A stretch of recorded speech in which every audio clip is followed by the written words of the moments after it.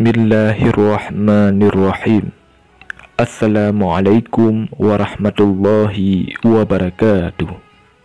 Innal hamdalillah nahmaduhu wa nasta'inuhu wa nastaghfiruh wa na'udzu billahi min syururi anfusina wa min sayyiati a'malina. May yahdihillahu fala mudhillalah wa may yudlil fala hadiyalah. Asyhadu an la ilaha illallah wahdahu la syarikalah wa asyhadu anna Muhammadan abduhu wa rasuluh. Allahumma salli ala sayyidina Muhammad wa ala ali sayyidina Muhammad.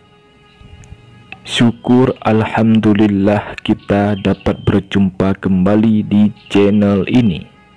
Harapan dan doa saya, semoga saudaraku semua yang menonton video ini selalu diberikan kesehatan, dilapangkan rezekinya, diampuni dosanya, dan dipanjangkan umurnya.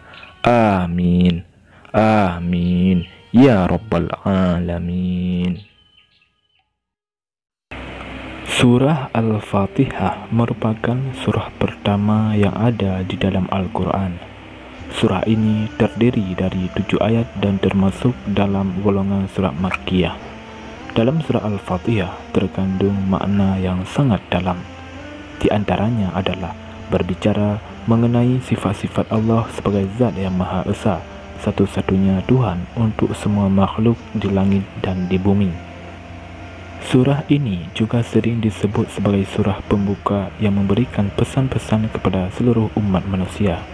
Pesan utama yang terkandung dalam surah Al-Fatihah adalah perintah untuk selalu berbuat baik dan bersujud kepada Allah Subhanahu wa Ta'ala.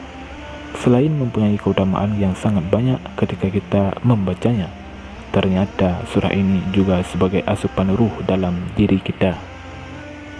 Mungkin kita sering mendengar atau bahkan sering menghadiahkan surah Al-Fatihah ini untuk orang lain, baik yang masih hidup maupun yang sudah meninggal.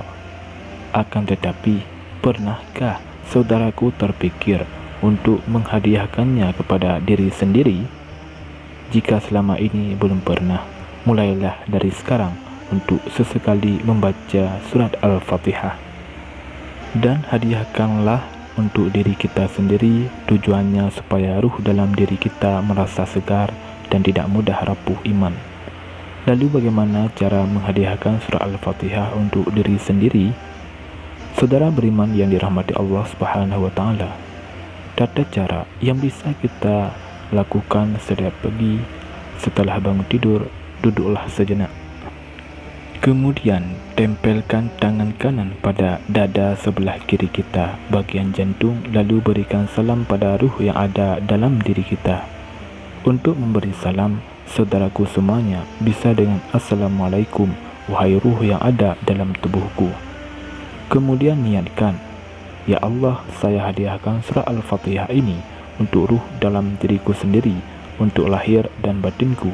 Jagalah hambamu ini, lindungi hambamu ini, dan jadikanlah hamba-hamba sebagai penjemput rezekimu yang berkah, berlimpah layaknya air yang mengalir tanpa henti. Amin. Kemudian setelah itu silahkan membaca surah Al-Fatihah 1 kali.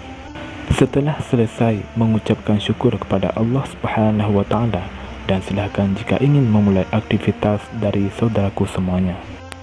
Lalu apa keutamaan jika kita menghadiahkan surah Al-Fatihah untuk diri kita sendiri? Yang pertama, asyifa, artinya sebagai obat. Allah Subhanahu wa Ta'ala berfirman, dan kami turunkan dari Al-Quran sesuatu yang menjadi penawar dan rahmat bagi orang yang beriman. Sedangkan bagi orang yang zalim, Al-Quran itu hanya akan menambah kerugian. Quran Surah Al-Isra ayat 82. Dari ayat ini dikatakan bahwa sebagai penawar dan rahmat bagi orang-orang yang beriman. Artinya adalah penawar dari segala penyakit hati dan sebagai pembuka rahmat Allah di saat kita menjalankan aktivitas untuk menjemput rezeki yang telah Allah Subhanahu wa Ta'ala sediakan untuk kita. Apabila asupan ruh tercukupi jauh dari penyakit hati, insya Allah saat kita menjalani aktivitas pun akan terasa sangat nyaman dan penuh dengan rasa syukur. Sehingga yang terjadi adalah rahmat dan nikmat kita insya Allah akan ditambah lagi oleh Allah Subhanahu wa Ta'ala. Yang kedua, sebagai ruqyah diri. Di dalam sebuah hadis yang diriwayatkan oleh Imam Bukhari dan Muslim pernah dijelaskan bahwa ada sekelompok sahabat Nabi yang sedang melewati sebuah desa. Ternyata di desa tersebut ada salah seorang kepala desa yang baru saja digigit kalajengking. Lantas salah seorang sahabat membaca surat Al-Fatihah kepada kepala desa yang disengat kalajengking tersebut. Kemudian orang itu pun sembuh dan racunnya ternetralisir. Sahabat tersebut dihadiahi seekor kambing, akan tetapi dia tidak berani memakannya sebelum bertanya tentang kejadian itu kepada Rasulullah SAW. Dikarenakan sahabat Nabi itu khawatir jika apa yang dilakukan dengan perantara surah Al-Fatihah tersebut ternyata keliru. Saat sahabat itu bercerita tentang apa yang dilakukan tersebut, kemudian Rasulullah SAW menjawab, "Bagaimana kalian tahu bahwa surah Al-Fatihah adalah surat Al-Ruqyah?" Ini artinya jika kita niat kepada Allah Subhanahu wa Ta'ala untuk menghadiahkan surah Al-Fatihah kepada diri kita sendiri, insya Allah penyakit fisik dan penyakit hati dalam diri kita bisa sembuh, sehingga saat kita menjalankan aktivitas pun juga akan semakin bersemangat. Yang ketiga, dilindungi dari godaan setan. Tidak jarang saat kita beraktivitas banyak sekali godaan yang kita temui, yang mana jika iman kita lemah, maka kita pun akan terjerumus dengan godaan tersebut. Oleh sebab itu, jika kita menghadiahkan surah Al-Fatihah untuk diri kita sebelum beraktivitas, insya Allah akan terlindungi diri kita dari segala macam godaan yang bisa menjerumuskan dalam dosa. Karena kita semua tahu dosa adalah penghalang masuknya rahmat Allah Subhanahu wa Ta'ala ke dalam diri kita. Yang keempat, memudahkan segala hajat.